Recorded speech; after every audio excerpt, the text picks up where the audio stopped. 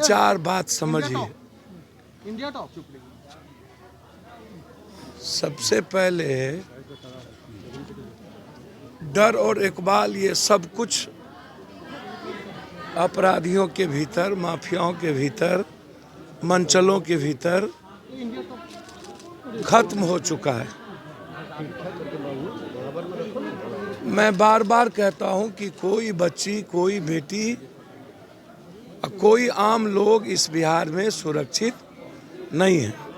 अभी मैं बक्सर जा रहा हूं जहां 7 आदमी ने बच्चियों के साथ बलात्कार किया है। अभी बक्सर जा रहा, इस घटना के चलते हमें बनारस जाना था, यहाँ आना पड़ा। मैं बार बार कहता हूं कि जितने हॉस्टल हैं,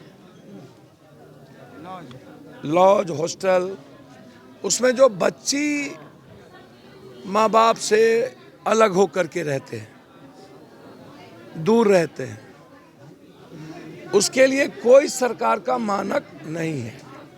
हॉस्टल कौन गाइड करता है, कौन चलाता है, उसका कैरेक्टर क्या है, वो नशा करता है कि नहीं, दारू करता है कि नहीं,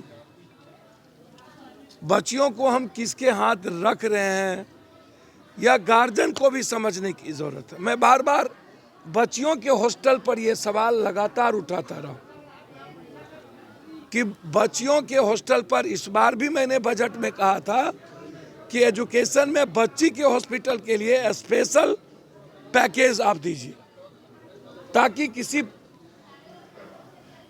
ऐसे लोगों के हाथ हम अपनी बेटी बहन को नहीं रखें जिनके बारे में, जिनके कैरेक्टर के बारे में मुझे कोई जानकारी नहीं है। बिना माँ बाप, भाई बहन के यहाँ रहती हैं वो।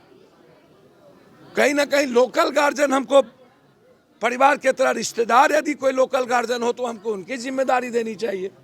यह मेरा सवाल है बहुत बड़ा, और मैं इस पर अभी खुल के नहीं बोल रहा हूँ। मैं बोलूँगा परसों लड़कियों के हॉस्टल पर, मैं कल ओपन परसों बोलूँगा। मेरे पास क्या क्या प्रूफ है वो मैं दूंगा।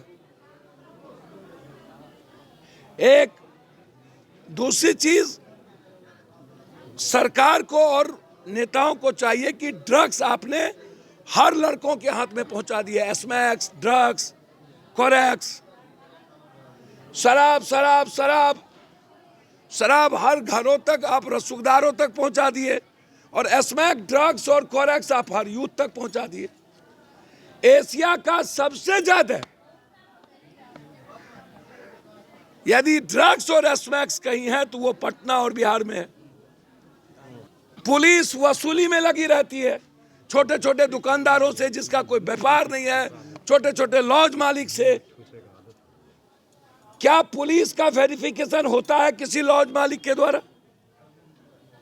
कौन रह रहा है पुलिस के यहाँ, कोई हमारे कौन लड़के लड़कियां रह रही है, क्या पुलिस उसको जानकारी रहनी चाहिए कि नहीं उसके थाने के अंदर कौन रह रहा है? यह आवश्यक है इंक्वायरी। भाई परिजन की स्थिति क्या बताऊं? आप कल से हंगामा हो रहा है, आप 20,000 रुपया क्या लॉलीपॉप दे रहे हैं क्या? 2 बच्ची, 1 बच्ची जिंदगी झेल रही है। परिजन के बारे में आप क्या कहना चाहते हैं जिसकी 2 बेटी चली गई? वो कह रहे हैं कि बड़ी साजिश है, इसमें गहरी साजिश है। यहाँ के कुछ लोगों का कहना है कि इसमें बहुत सारे लोग इन्वॉल्व हैं, इनकी इंक्वायरी एसआईटी या सीबीआई से कराई जाए। वो लड़का विक्षिप्त नहीं था, उसकी जांच क्यों नहीं करवा रहे हैं आप? जब वो ड्रग्स ही था तो जांच कराइए। अब तो आप पैसा लेके पोस्टमार्टम रिपोर्ट बदलते हैं, बलात्कार का, अन्य चीजों का। मैं जहां जाता हूं आप कहते हैं कि बलात्कार सिम्टम है, कुछ नहीं हुआ। घटना बहुत विदारक है। पटना की राजधानी में हमारी कोई बच्ची सुरक्षित नहीं है। मैंने कई बार कहा, जैसे शेल्टर हाउस में एक आईएएस ने कहा कि मंत्रियों तक बच्ची परोसे जाते हैं। यह बात मैं मुजफ्फरपुर कांड में भी इस बात को मैंने उठाया था, जब हम पदयात्रा किए थे कि आईएएस, आईपीएस, एमएलए, एमपी पदाधिकारी, नरूना बलात्कार केस में कौन कौन आईएएस है जिस बच्ची को बलात्कार करके मारा गया मुजफ्फरपुर में? क्यों सीबीआई इंक्वायरी पर नहीं पहुंची अभी तक? उसमें कौन कौन राजनीतिक व्यक्ति हैं, कौन कौन आईएएस है? क्या सीबीआई को जानकारी नहीं है कि नौरोना उस 16 साल की मासूम बच्ची को मुजफ्फरपुर में मार दिया गया, आज तक सीबीआई उस पर नहीं पहुंची? कहाँ है? शेल्टर हाउस में कौन कौन बड़ी मछली है? क्योंकि उसका कोई माँ बाप नहीं है, भाई बहन नहीं है, इसलिए कोई लड़ने वाला नहीं है। यह बिहार की दुर्गति है कि बच्ची को जब मारा जाता है, शोषण किया जाता है, बलात्कार किए जाते हैं, तो जाति धर्म पूछा जाता है, किस जात का बलात्कार हुआ, क्यों जात इन्वॉल्व है। यह है बिहार।